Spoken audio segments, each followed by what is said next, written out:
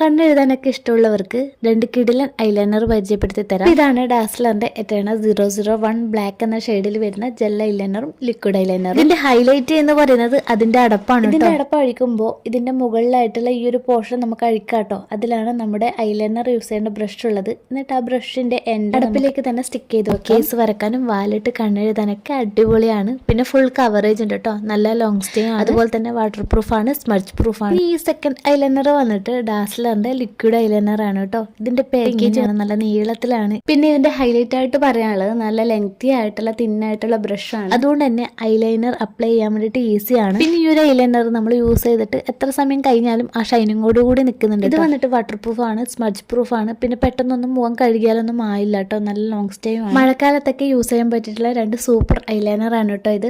അപ്പോൾ ഈ രണ്ട് ഐലൈനറിന്റെ ഫുൾ റിവ്യൂ വീഡിയോ കാണണമെന്നുണ്ടെങ്കിൽ നമ്മുടെ ചാനലിൽ ലോങ് വീഡിയോ ആയിട്ട് അപ്ലോഡ് ചെയ്തിട്ടുണ്ട് കേട്ടോ.